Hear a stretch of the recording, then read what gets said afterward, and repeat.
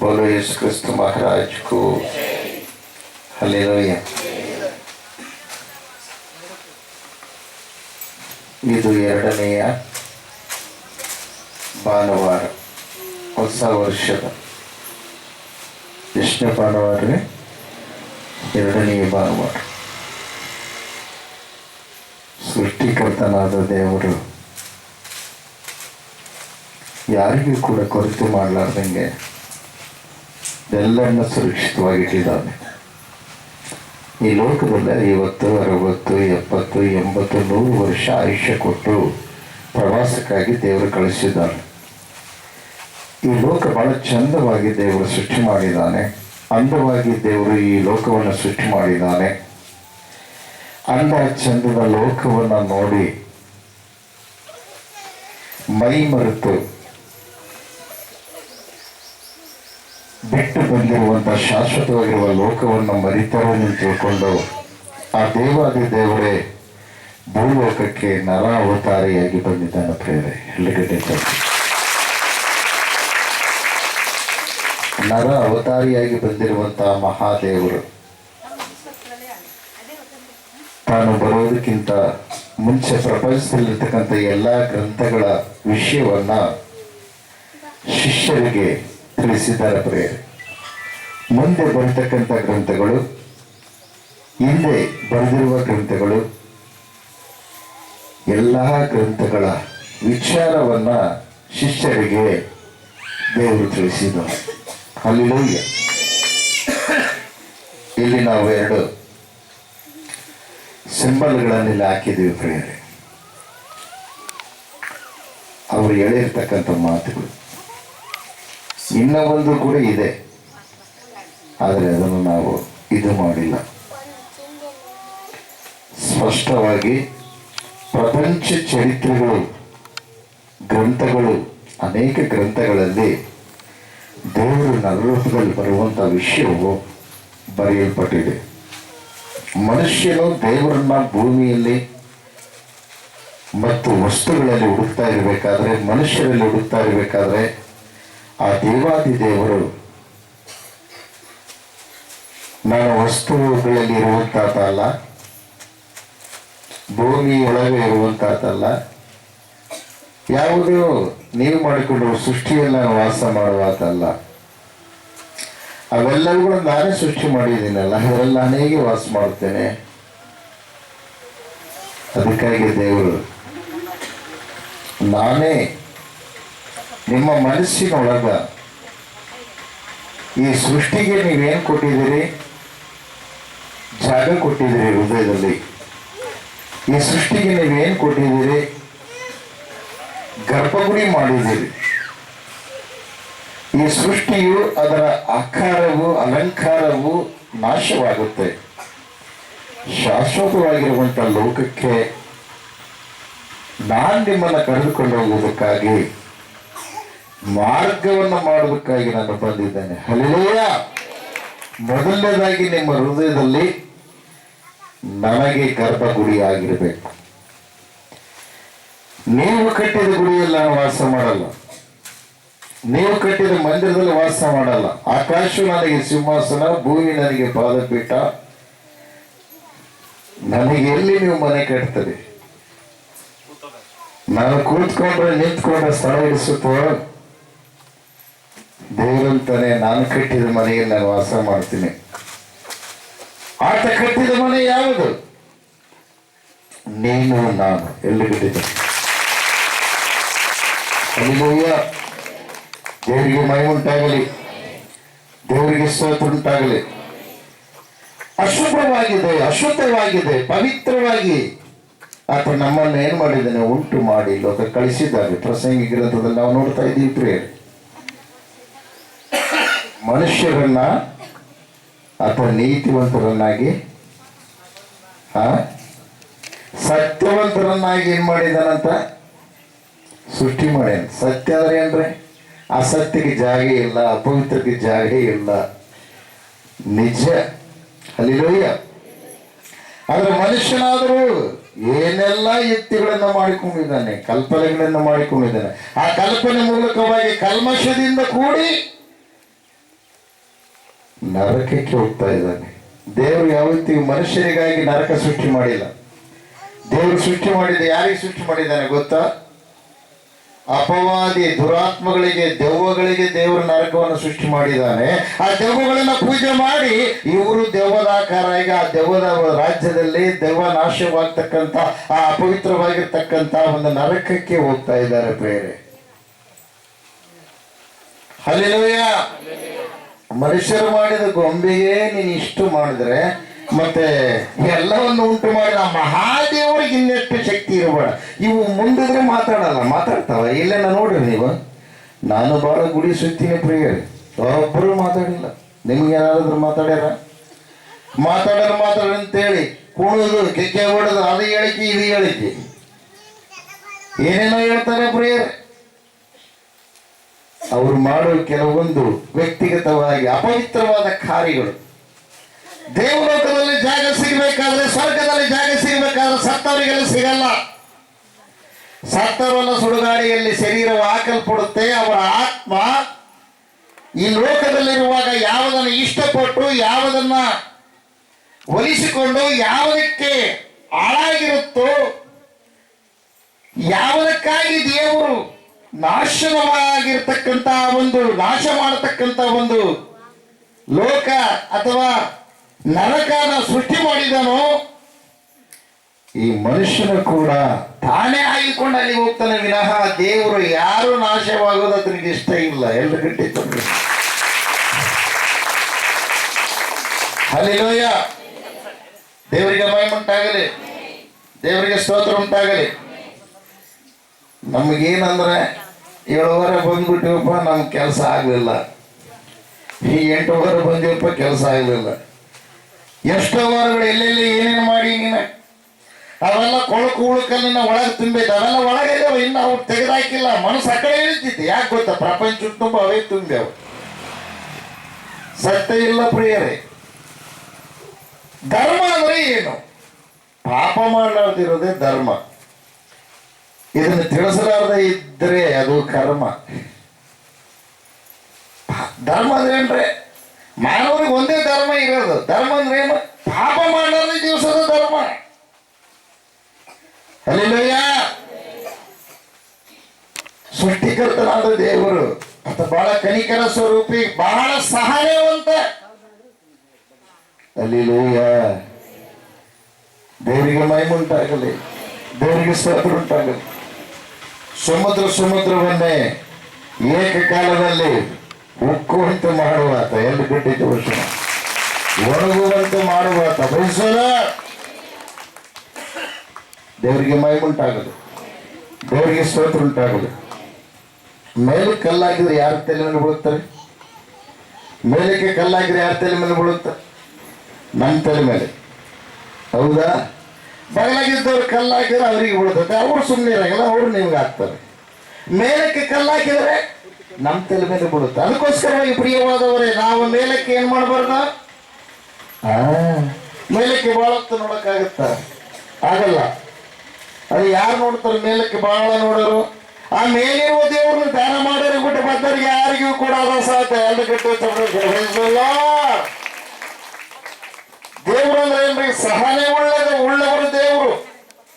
ಜಗಳಾಡೋರಲ್ಲ. ದೇವರು ಜಗಳನೇ ಆಡಲ್ಲ. ಒಂದು ವೇಳೆ ನಿನಗೇನಾದ್ರೂ ಶಿಕ್ಷೆ ಆಗಿದೆ, ಹೌದಪ್ಪ ಬಹಳ ವಿರೋಧ ವ್ಯಕ್ತಪಡಿಸ್ತದೆ, ಅದಕ್ಕಾಗಿ ನನಗೆ ಹಿಂಗಾಯ್ತು, ತಪ್ಪು, ನಿನ್ನ ಪಾಪನೇ, ನಿನ್ನ ಕಟ್ಟಿ ಹಾಕಿದೆ, ನಿನ್ನ ಪಾಪನೇ, ನೀನು ಮಾಡಿದ ತಪ್ಪೇ, ನೀನು ಮಾಡಿದ ಶಿಕ್ಷೆ ಒಳಪಡಿಸಿದೆ. ಆದ್ರೂ ದೇವರ ಕನಿಕರ ಸ್ವರೂಪ. ಯಾಕೆ ಗೊತ್ತಾ? ಉಳಿಸಿ ಕಾಪಾಡಿ. ಇನ್ನೊಂದು ದಿವಸ ಆದರೂ ನನ್ನನ್ನು ತಿಳ್ಕೊಂತ ನೀನು ಅಂತ ಎಲ್ಲಿ ಗಟ್ಟಿದ್ದ ಬಗ್ಗೆ ಹಲ್ಲೆಲೂಯ. ದೇವರಿಗೆ ಮಹಿಮೆ ಉಂಟಾಗಲಿ.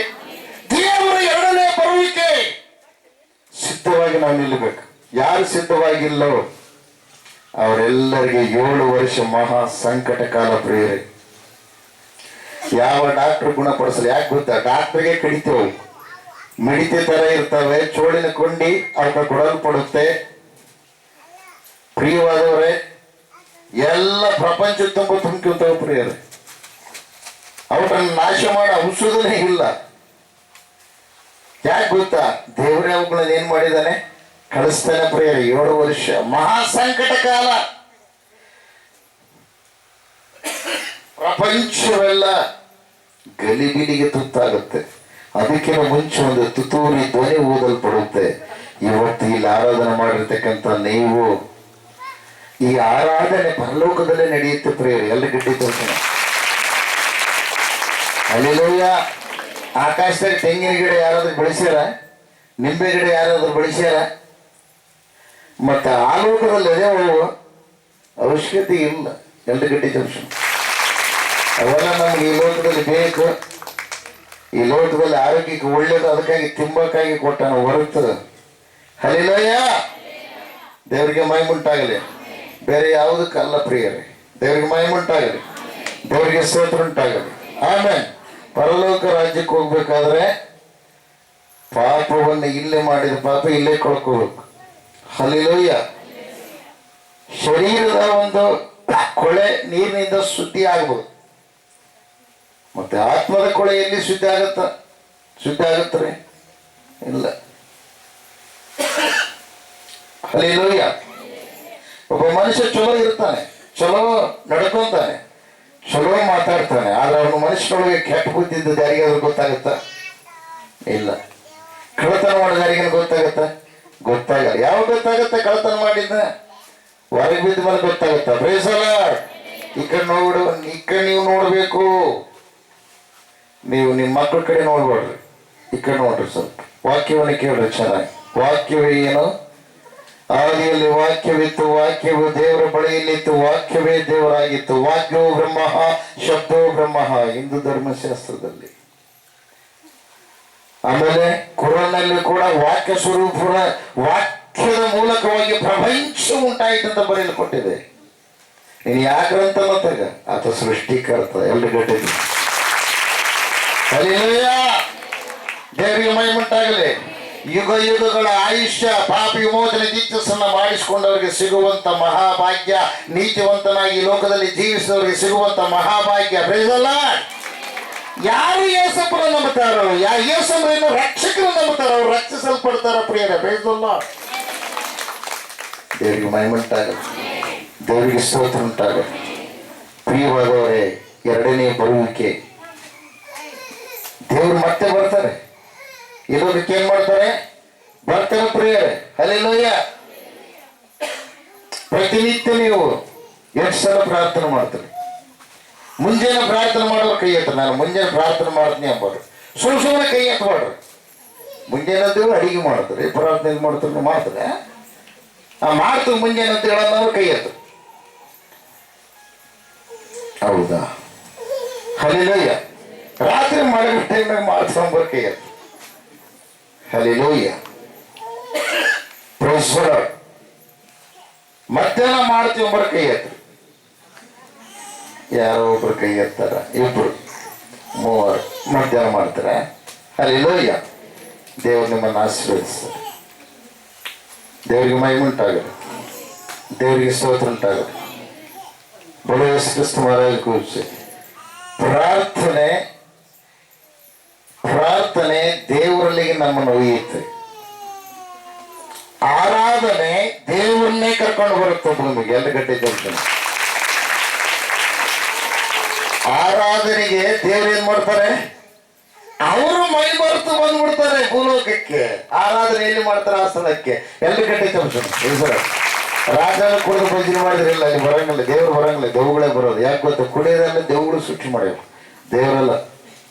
ಯಾಕೆ ಗೊತ್ತಾ? ಕುಡಿದ ಕಳ್ತನ ಮಾಡೋದು, ಕುಡಿದ ಕೊಲೆ ಮಾಡೋದು, ಕುಡಿದ ಅಕ್ಕ ತಂಗಿರಂಬ ಭಾವನೆಯಿಂದ ಮಾತಾಡೋದು, ಕುಡಿದ ಮತ್ತಿನೊಳಗನೆ ಏನು ಬೇಕಾದ ಮಾಡ್ತಾರ ಪ್ರಿಯರೇ. ಹಲ್ಲೆಲೂಯಾ. ಅದಕ್ಕೆ ಸಾಕ್ಷಿ ಪುರಾಣಗಳಿವೆ. ಕುಡಿದು ಏನೇನು ಮಾಡ್ಯಾರಂತ. ಸೋಮರಸ ಕುಡಿದು ಅನೇಕ ವಿಧದಲ್ಲಿ ಏನ್ ಮಾಡಿದ್ದಾರೆ? ನಾಶವಾಗಿದ್ದಾರೆ. ಹಲ್ಲೆಲೂಯಾ. ದೇವರಿಗೆ ಮಹಿಮುಂಟಾಗಲಿ, ದೇವರಿಗೆ ಸ್ತೋತ್ರ ಉಂಟಾಗಲಿ. ಬೋಲೋ ಯೇಸು ಕ್ರಿಸ್ತ ಮಹಾರಾಜಗೂ ಜೈ. ಆಮೆನ್. 18 ಪುರಾಣದಲ್ಲಿ ಸಿಗಲಿಲ್ಲ ಮುತ್ತು ಕಂಡೇ ನಮ್ಮ ನಾನಂದು ಮುತ್ತು ಕಂಡೇ ನಮ್ಮ ನಾನಂದು ಆರು ಶಾಸ್ತ್ರದಲ್ಲಿ ದೊರೆಯಲಿಲ್ಲ ಮೂತು, ಆರು ಶಾಸ್ತ್ರದಲ್ಲಿ ದೊರೆಯಲಿಲ್ಲ ಮೂತು, 18 ಪುರಾಣದಲ್ಲಿ ಸಿಗಲಿಲ್ಲ ಮೂತು, ಮುತ್ತು ಕಂಡೇ ನಮ್ಮ ನಾನಂದು ಮೂತು, ಮುತ್ತು ಕಂಡೇ ನಮ್ಮ ನಾನಂದು ಮೂತು. ಆ ಮುತ್ತು ವೇದಗಳಲ್ಲಿ ಮಾತ್ರ ಒದಗಿಸಲ್ಪಟ್ಟಿದೆ. ವೇದಗಳಲ್ಲಿ ಉದಗಿದ ಮೂತು, ವೇದಗಳಲ್ಲಿ ಉದಗಿದ ಮೂತು, ಮೊದಲ ಬೆಳೆಸಿದ ಭಾಗ್ಯದ ಮೂತು, ಮೊದಲ ಬೆಳೆಸಿದ ಮಾರ್ಮದ ಮೂತು, ಮುತ್ತು ಕಂಡೇ ನಮ್ಮ ಆನಂದ ಮೂತು, ಮುತ್ತು ಕಂಡೇ ನಮ್ಮ ಆನಂದ ಮೂತು, ಮುತ್ತು ಕಂಡೇ ನಮ್ಮ ಆನಂದ ಮೂತು, ಮುತ್ತು ಕಂಡೇ ನಮ್ಮ ಆನಂದ ಮೂತು. ಹಲ್ಲೆಲೂಯಾ. ಆ ಮುತ್ತು ವೇದಗಳಲ್ಲಿದೆ. ಪ್ರಥಮವಾಗಿ ನಮ್ಮ ಭಾರತ ದೇಶದಲ್ಲಿ ವೇದಗಳೇ ಉಂಟಾಗಿದ್ದು. ಬ್ರಹ್ಮ ವಿಷ್ಣು ಮಹೇಶ್ವರ ಹುಟ್ಟೋದಕ್ಕಿಂತ ಮುಂಚೆ ಬ್ರಹ್ಮ ಸೃಷ್ಟಿ ಮಾಡಂತಂದ್ರೆ ವೇದಗಳು ಎಲ್ಲಿದಾವ ಅಂತ ಕೇಳ್ತಾನೆ. ಅವಾಗ ವೇದಗಳನ್ನ ನೀರಿನ ಕೆಳಗೆ ಬಚ್ಚಿ, ಪುರಾಣ ಇದು, ಹಲ್ಲೆಲೂಯಾ. ನೀರಿನ ಕೆಳಗೆ ಬಚ್ಚಿಟ್ಟಿದ್ರೆ ಮತ್ಸ್ಯಾವತಾರವಾಗಿ ಹೋಗಿ ಆ ವೇದಗಳನ್ನ ತೆಗೆದುಕೊಂಡು ಬಂದು ಕೊಟ್ಟಾಗ ಸೃಷ್ಟಿ ಮಾಡ್ತಾನೆ. ಅಂದ್ರೆ ಮೊದಲೇ ಇದ್ರಲ್ಲ, ಮೊದಲೇ ವೇದಗಳು ಬರೆಯಲ್ಪಟ್ಟಿದ್ವಲ್ಲ, ಮತ್ತೆ ಅವಾಗ ಯಾರು ಸೃಷ್ಟಿಯಾಗಿದ್ರು? ಪ್ರಶ್ನೆ ಮಾಡ್ತಾ ಹೋದ್ರೆ ಪ್ರಶ್ನೆಯಾಗಿ ಉಳಿತದೆ, ಅದರ ಉತ್ತರ ಸಿಗಲ್ಲ. ಎಲ್ಲೆಡೆ ಸರ್ವ ಸೃಷ್ಟಿಕರ್ತನಾದ ದೇವರು ಹೇಳ್ತಾ ಇದ್ದಾರೆ, ಭೂಮಿಯನ್ನು ಆಕಾಶವನ್ನ ಸೂರ್ಯಚಂದ್ರ ನಕ್ಷತ್ರಗಳನ್ನ ಉಂಟು ಮಾಡಿದ ದೇವರು ನಾನೇ. ಹಲ್ಲೆಲೂಯಾ. ಆತನೇ ಸೃಷ್ಟಿಕರ್ತ. ಅದಕ್ಕಾಗಿ ಇವರೆಲ್ಲ ದೇವತೆಗಳು, ಇವರೆಲ್ಲ ದೇವರುಗಳೆಲ್ಲ ಹೇಳ್ತಾರೆ ಅಹೋ ಬ್ರಹ್ಮ ಅಂತ. ಯಾರೇ? ಅಹೋ ಬ್ರಹ್ಮ. ಆ ಬ್ರಹ್ಮನೇ ನಮ್ಮಪ್ಪ ಯೇಸಪ್ಪ. ಒಳಗಡೆ ಕಣ್ಣಲ್ಲದ ಕುರುಡನನ್ನು ನೋಡಿ, ಹುಟ್ಟಿದರೆ ಕಣ್ಣಲ್ಲದ ಕುರುಡನನ್ನು ನೋಡಿ ಅವನ್ನ ಕರೆದು ಕಣ್ಣುಗಳನ್ನ ಸೃಷ್ಟಿ ಮಾಡಿ ಹೊಸ ಬದುಕು, ಹೊಸ ಜೀವನ ಕೊಟ್ಟ ಮಹಾದೇವರ. ನಾನೇ ಪುನರುತ್ಥಾನವು ಜೀವವಾಗಿದ್ದೇನೆ ಅಂತೇಳಿ, ಪ್ರಿಯವಾದವರೇ, ಮರಣ ಹೊಂದಿದ ವ್ಯಕ್ತಿಯನ್ನ ಬದುಕಿಸಿದ ಭಗವಂತ ಯಾರು ಮಾಡಿಲ್ಲ. ಪ್ರಿಯ ಜಾತಿಯುದ್ಧ ಮಾಡಿ 1 ದಿವಸ 2 ದಿವಸ ಮರಣ ಹೊಂದುವಂತೆ ಮಾಡಿದವರ 4 ದಿವಸ ಮಣ್ಣೊಳಗಿರ್ತಕ್ಕಂಥ ಶವವನ್ನು ಎಬ್ಬಿಸಿದವರು ಪ್ರಪಂಚ ಚರಿತ್ರೆಯಲ್ಲಿ ಯಾರು ಇಲ್ಲ. ಬೇದಲ್ಲ ಇದು ನೀವು ತಿಳ್ಕೊಳ್ಬೇಕು. ಅಂತ ಭಗವಂತ ಅಂತ ಮಹಾ ಸಿಂಹಾಸನವನ್ನು ಬಿಟ್ಟು ಕೇವಲ ಧೂಳಾಗಿರುವಂತ ಮನುಷ್ಯನ ರೂಪದಲ್ಲಿ ಲೋಕಕ್ಕೆ ಕಾಲಿಟ್ಟಿದ್ದಾನೆಂದ್ರೆ ಸಾಮಾನ್ಯವಾದ ಮಾತ. ಆತನೇ ಅದ್ಭುತ ಸ್ವರೂಪನು. ದೇವರಿಗೆ ಮಹಿಮೆಯುಂಟಾಗಲಿ. ಆತನೇ ನಿನ್ನಲ್ಲಿ ನನ್ನಲ್ಲಿ ವಾಸ ಮಾಡುವುದಕ್ಕಾಗಿ ಬಂದಿದ್ದಾನೆ. ಈ ಪಾಪ ಪ್ರಪಂಚವನ್ನ, ಸೃಷ್ಟಿಯನ್ನ ಪೂಜೆ ಮಾಡುವ ನಾವು, ಸೃಷ್ಟಿಯಿಂದ ನಷ್ಟ ಹೊಂದುವ ನಾವು, ಸೃಷ್ಟಿಯಿಂದ ಕಷ್ಟಗಳಿಗೆ ತುತ್ತಾಗುವಂತ ನಾವು, ಆ ಸೃಷ್ಟಿಯನ್ನ ಪರಿಪಾಲನೆ ಮಾಡುವಂತ ಆ ಆಶೀರ್ವಾದ ಆದಿಕಾಲದಲ್ಲಿ ಆದಾಮ ಅವಳಿಗೆ ದೇವರು ಕೊಟ್ಟಿರ್ತಕ್ಕಂಥ ಆಶೀರ್ವಾದವನ್ನ ಪುನಃ ಕೊಡುವುದಕ್ಕಾಗಿ ಎರಡನೆಯ ಆದಾಮನಾಗಿ, ಒಬ್ಬ ಆದಾಮನಿಂದ ಪ್ರಪಂಚಕ್ಕೆ ಪಾಪ ಬಂತು, ಎರಡನೆಯ ಆದಾಮನಾಗಿರುವಂತ ಆ ಮಹಾದೇವರಿಂದ ಪ್ರಪಂಚಕ್ಕೆ ಪಾಪದಿಂದ ಬಿಡುಗಡೆ ಆಯಿತು. ಎಲ್ಲ ಗಟ್ಟಿದ್ದಾರೆ. ಹಲ್ಲೆಲೂಯಾ. ತಂದೆ, ಕುಮಾರ, ಪರಿಶುದ್ಧಾತ್ಮ. ಓದ್ಸರ್ತಿ ಕೇಳಿದ್ರಲ್ಲ, ಅವರು ಮೂವರು ಏಕವಾಗಿದ್ದಾರೆ. ಪ್ರಿಯರೇ, ಎಲ್ಲ ಗಟ್ಟಿದ್ದಾರೆ. ದೇವರಿಗೆ ಮಹಿಮೆಯುಂಟಾಗ. ಅವರು ನಿನ್ನೊಳಗೆ ಬಂದ್ರೆ, ಯೇಸಪ್ಪ ನಿಜವಾದ ದೇವರಂತ ನೀನು ನಂಬಿದ್ರೆ, ಸತ್ಯ ಅಂದ್ರೆ ನೀತಿ ನಿನ್ನೊಳಗೆ ಪ್ರವೇಶ ಮಾಡುತ್ತೆ. ಆ ನೀತಿ ದೇವರು, ದೇವರಲ್ಲಿ ಅನೀತಿ ಎಲ್ಲವೂ ಇಲ್ಲ. ಎಲ್ಲ ಗಟ್ಟಿದ್ರು. ದೇವ್ರ ಕಾಯಿ ಕುರಿ ಹಣ್ಣು ಕೋಣ ಎತ್ತು ಇವು ಕೇಳ್ತಾನ ಬರೀ ಕೇಳ್ತಾನ. ನಮ್ಮ ಪಾಪ ಪರಿಹಾರ ಮಾಡೋದಕ್ಕಾಗಿ ಪಾಪ ಬಿಡುಗಡೆ ಆಗಲ್ಲ ತಿಳ್ಕೊಂಡು ನಾವೇ ಕೊಡ್ತೀವಿ ವಿನಃ ಅದು ಹಸಿವಾಗತ್ತ ಅದೀಗ ಅದನ್ನ ಹಸಿವೆ ತೀರಿಸೋ ಶಕ್ತಿ ನಮಗೆ ಐತ ಹುಚ್ಚ ಕಲ್ಪನೆ.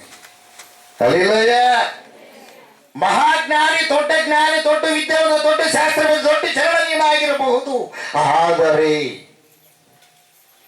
ಆ ಭಗವಂತನ ಸೃಷ್ಟಿ ಮಾಡೋ ಶಕ್ತಿ ನಿನಗಿದೆಯಾ? ಇದ್ನಪ್ಪ ಅಂದ್ರೆ ನೀನೇ ದೊಡ್ಡ ಭಗವಂತ. ಆ ಭಗವಂತ ಯಾಕೆ ಮಾಡ್ಬೇಕು? ನೀನೇ ಬದಲಾಗಿದೀಯ. ಇದು ಒಂದು ಪ್ರತಿಯೊಬ್ಬ ಮನುಷ್ಯನ ತಿಳ್ಕೋಬೇಕು. ಯಾಕೆ ಗೊತ್ತಾ?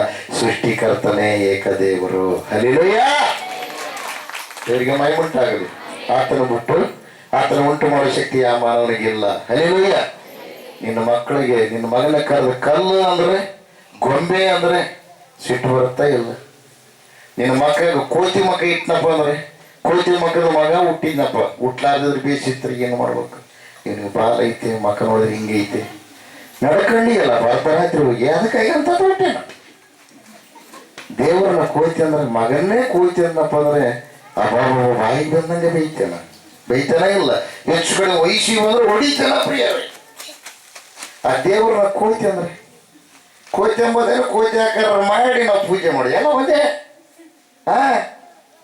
ಎಲ್ಲ ಒಂದೇ ಇಲ್ಲಪ್ಪ. ಏನದ ಅವ್ರಂತಾರೆ ತೀರ್ಥ. ಮತ್ತೆ ಬರೋ ತೀರ್ಥ ಕುಡಿದ್ರೆ ಅಷ್ಟೇ. ಹೋಗಿ ಶೇಂದಿ ಅಂಗಡಿಗೆ ಹೋಗಿ ನೀನು ಕುಡಿಯೋದು ಅಷ್ಟೇ. ಅಲ್ಲಿ ತಗೊಂಡೋಗಿರ್ತಾರ. ಅದು ಇಲ್ಲ ಗುರುವಿನಿಂದ ಬಂದಿರ್ತಾರೆ. ಗುರುವಿನಿಂದ ಬಂದ್ರೆ ಮತ್ತೆ ಕಡಿಮೆ ಆಗ್ತಾನ ಅದಕ್ಕೆ.